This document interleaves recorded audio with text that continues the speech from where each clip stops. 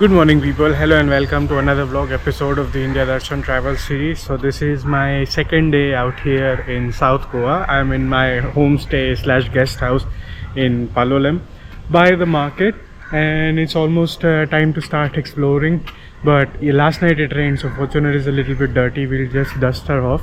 And I looked up, there are a few places, forts and stuff around in South Goa. That should be a nice day trip idea.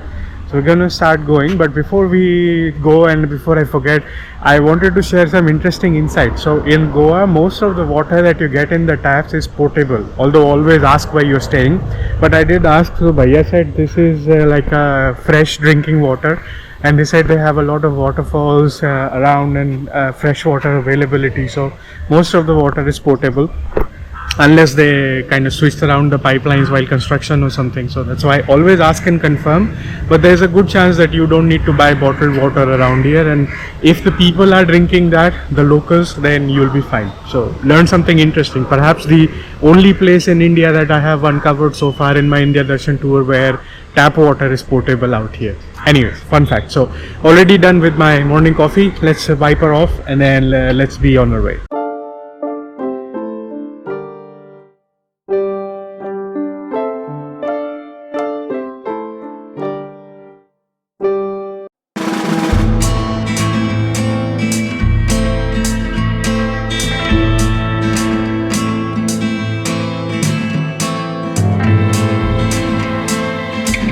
Last night I also realized there is a nice big communal kitchen out here. So they have a laundry service, fridge, communal kitchen over here. So I went out to the nearby fruit shop, and grabbed myself some mangoes. It's a little bit expensive here because they don't grow any of the fruits and vegetables here. It's all transported stuff, but at least we can have, I had mango party last night. Anyways, let's get going. Let's hit the road.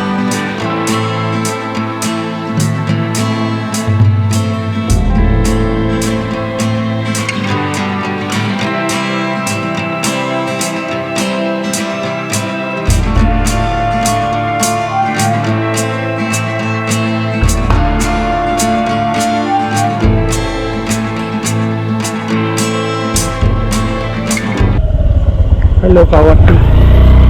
She's freaked out.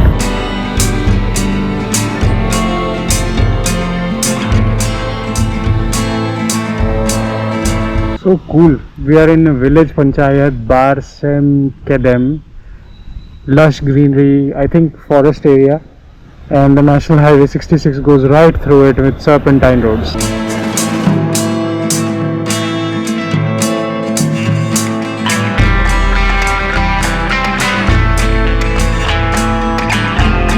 We've come up at a Y fork, Margao or Pariamol Kodai. Have to check the maps if there is network where we are going. Looks like we are going to Margao. This is the national highway. We shouldn't leave this. This is some like small village on the side. Starting to see signs of civilization out here. I'm also keeping an eye out for a nice brunch breakfast place. And we're still going towards Margao area, but I just saw there's a Cabo de Rama here as well, which is another viewpoint fort that I want to check out. But first we are going towards some Indo-Portuguese historic village type setting. That's why these views. Oh, there's a Zing bus here. Nice. And I think this is NH17. I don't remember transitioning the highway, but maybe previously this was NH17, now it's NH66. Either way. So first we go to this breakfast place, then Indo-Portuguese place, and then Cabo de Rama. I stopped here to take a picture of this board sign. It says Bali. I mean, if you ignore one L, we are almost in Bali, the cheaper kind. And there is a bakery right here, Friends Bangalore Bakery. Let's grab a bite to eat here if they have.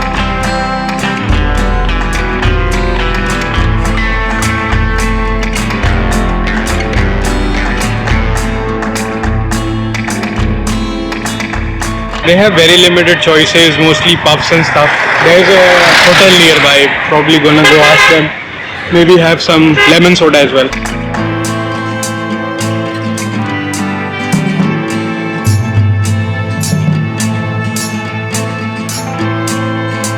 That was a very humble eatery, and Bhaiya said that breakfast that I just ate was authentic Goan breakfast. Friends out in Palolem, they walked away from Goan cuisine and they are now serving English breakfast over there. So, and all of that, including lemonade, was just 90 rupees. So pretty cheap out here. Finally, like there, the breakfast starts at like 300, 400 easy for like a typical main course price. Anyways, we have about 20-25 minutes of riding and then we might start to see something. Let's get going. There's a massive traffic jam here for some reason and it's becoming very hot and humid, so I can't stand in one place anymore.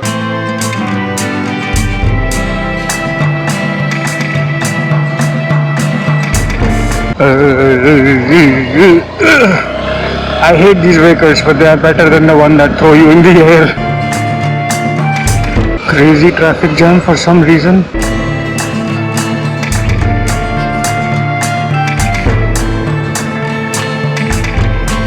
So that was the NH66. We just peeled off towards Kunkoling IDC to go check out. There is this one house that I found that looked interesting. And I guess when we move from south to north Goa, we'll continue going forward. But for now, let's see this viewpoint that I found. The house. I have no idea what it looks like in real life, but let's go. So we are on Canon Antimo Gomez Road. Oh, there's a Shanta Durga temple as well, I guess.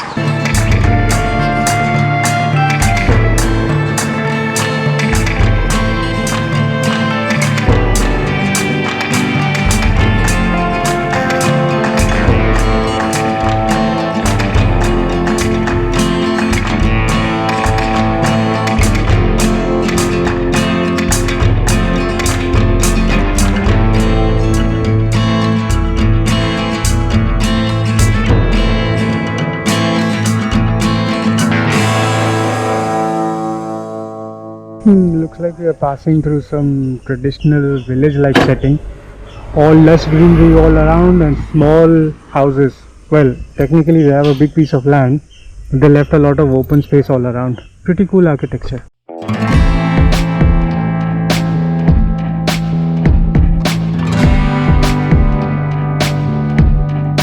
Gudi, New Corner, Nove Bhat, Dongte Bhat.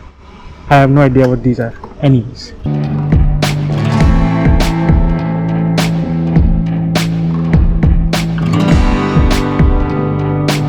There the train goes into a tunnel. Nice. This is a good selfie spot. Hills there, trees there, hills here.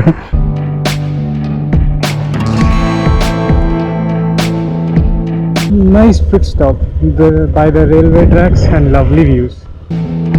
Now we are entering Sao Jose de Ariel Village Panchayat. So these are all villages out here. Nice. This is very different from the typical Goa that you see. Seems to be some brick kilns out here. There is one brick kiln there, there is one here, but they are not operational. Maybe that is. Nope, nobody is here either. Would have been cool to learn how they make bricks, but I guess nobody is operating this right now.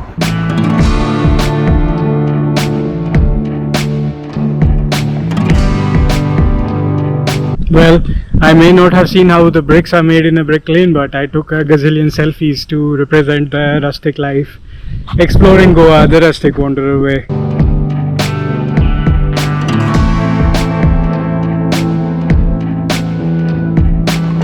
Out here, paddy is blooming, so if you Photoshop Western Ghats behind it, then previously the Western Ghats view that we missed in Kerala with the lush green paddy fields, you'll have that with a little bit of help from AI.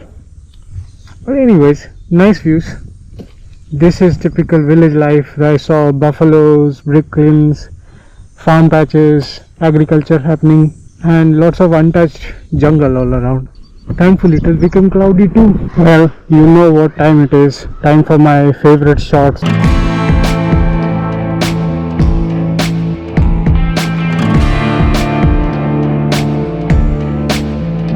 There is a mini mangrove here as well. Well, it's actually a banyan tree, but it looks like a mangrove growing in the water.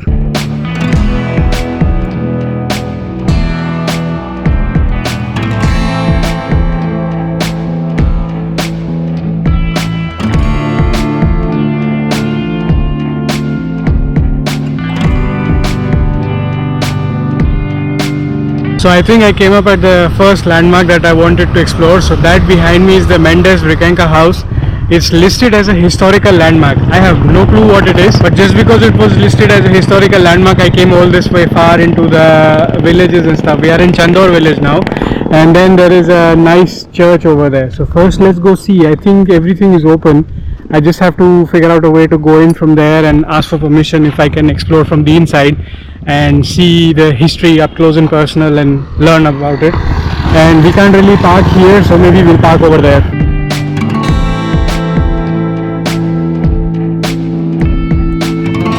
Looks to be a very old house from the 1940s. Now let's ask for permission to go in.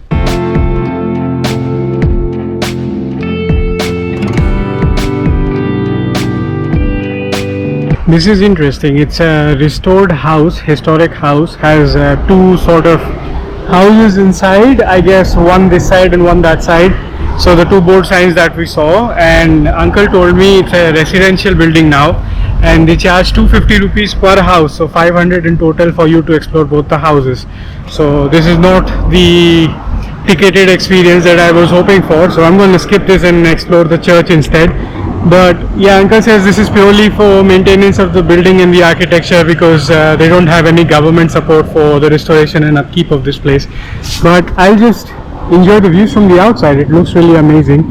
I'm sure inside also it would have a typical palatial architecture, but too bad. I have very limited budget and I don't have any sponsors. So for now, we're just going to enjoy this view.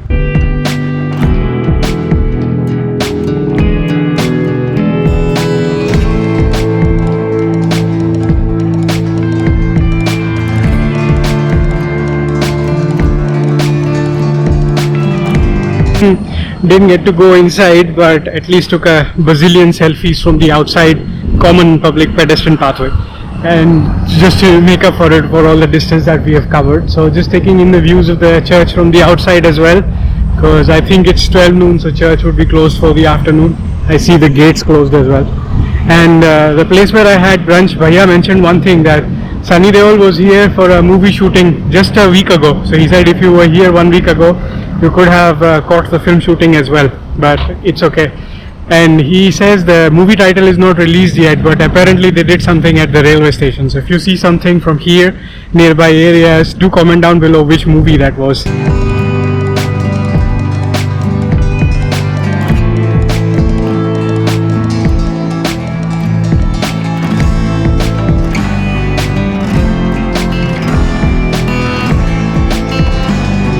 Nice, very beautiful and peaceful premises.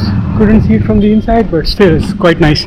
I see there is this one beautiful structure they have made over there and one structure over here. So I'm trying to go over there through here. There is a gate that way. I have no clue what this structure is, but it looks so pretty, and with all the carvings and stuff, looks really nice. Selfie worthy. Bhaiya is selling fish on a cycle, so I was just chatting with them, learning about their livelihood. So they are not fishermen themselves, they get it from the market, so they are more like retailers.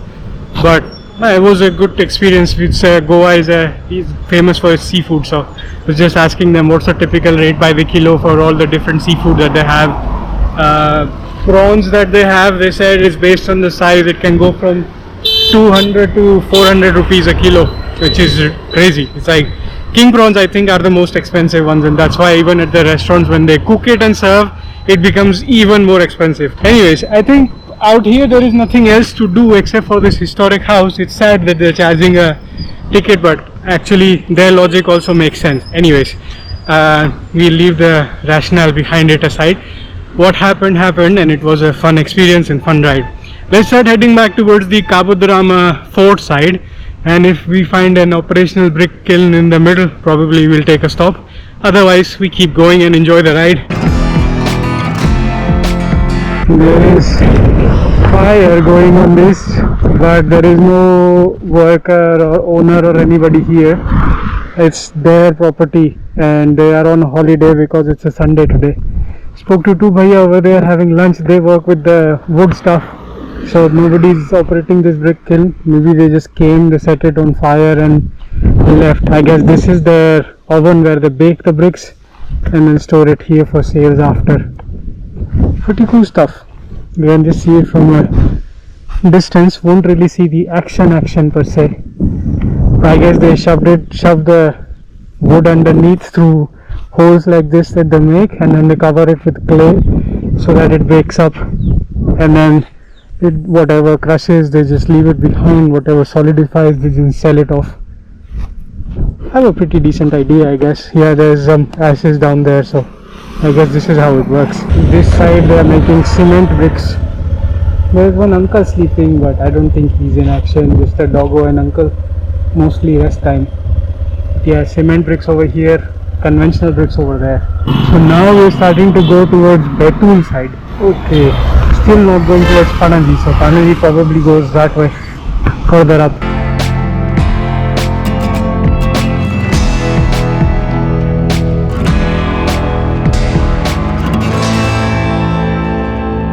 I guess this is part of the Chinchinim church.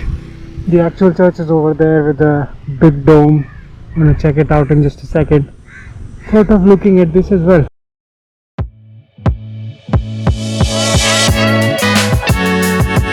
Those are the two domes up there. Looks really nice. Our Lady of Hope Church, Chinchinim. Closed for the afternoon, but I guess this is another village. Chinchinim.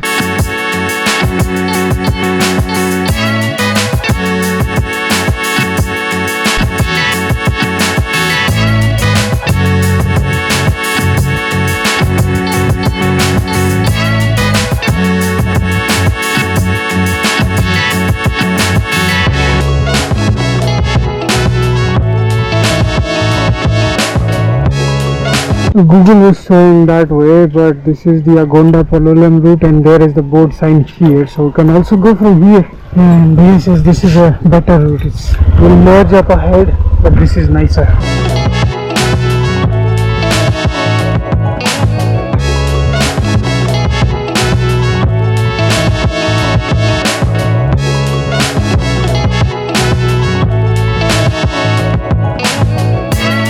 I like how they have the speed breaker signs here. So this says speed breaker up ahead, and right at the speed breaker they put an arrow that speed breaker is down here. Saint Roch High School, Velim, Tolli Kanto, Velim, Goa.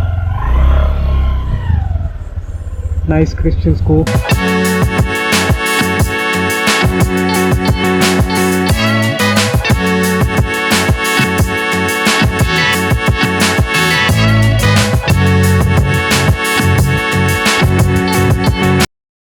I guess Betul Fort and Kabadirama Fort are one and the same thing. Mahadev Temple. Nice. And Betul Fort and Kabadirama are two different forts. But this is on the way, so might as well check it out. +1 in today's itinerary. There we are. Oh, Chhatrapati Shivaji Maharaj ordered the construction of this at the mouth of river Sal. Oh, so this is the river Sal, and then it meets the sea over there. Oh, nice. And the Portuguese later took control of this and established a customs house, a police station, post office, has a cannon on its rampart. So I think it's pretty much remnants of the fort, but looks cool. It's on the way, let's check it out.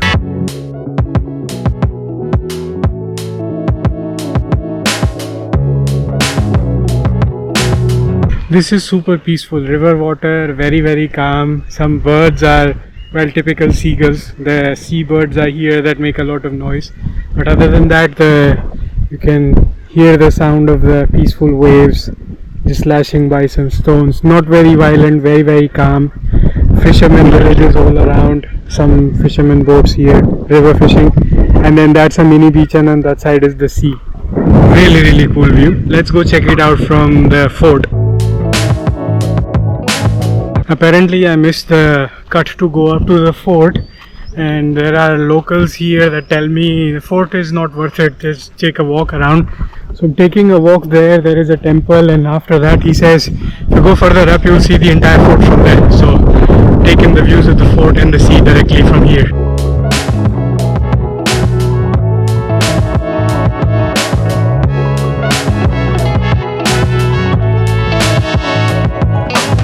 I guess all this is part of the fort walls, and really nice views from here of the river. Most of the locals are just enjoying the views, having a party, picnic, playing some jazz music with their friends.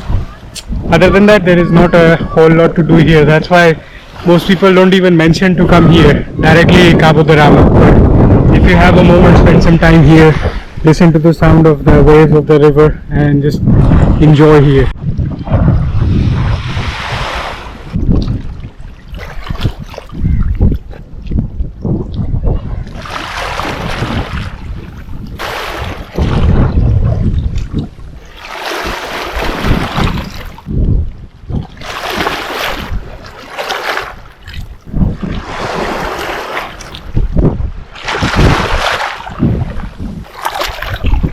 Nice, that was a very refreshing break here with the sound of the waves, peaceful waves.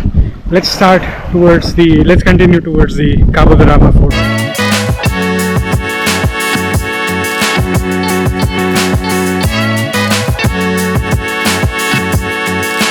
Really nice views from the temple. Did the darshan here as well. It says Shri Khani Dev Prasanna.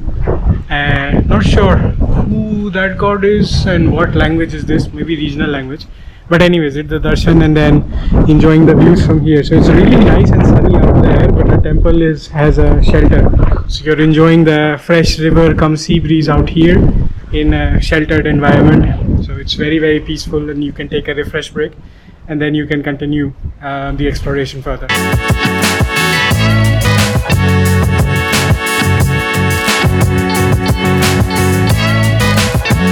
Oh, here it explains, after Goa's liberation, it rests in the hands of custody of Customs and Excise Department till today.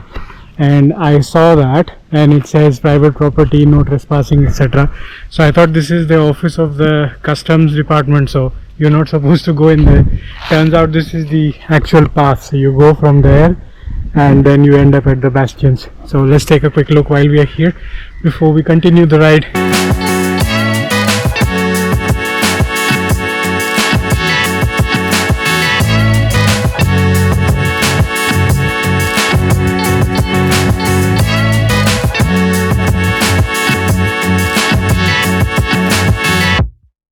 While the fort ruins might be small, but it's very clear view of the mouth of the Sal River, the beach, the island kind of setting here, and where it meets the sea. Everything is clearly visible. That's the temple.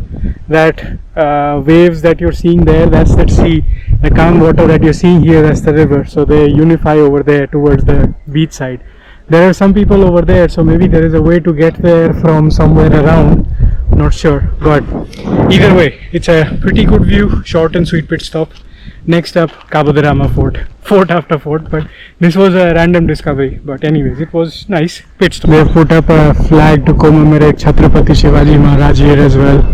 And back in the day, this had a clear line of sight to the Sal River.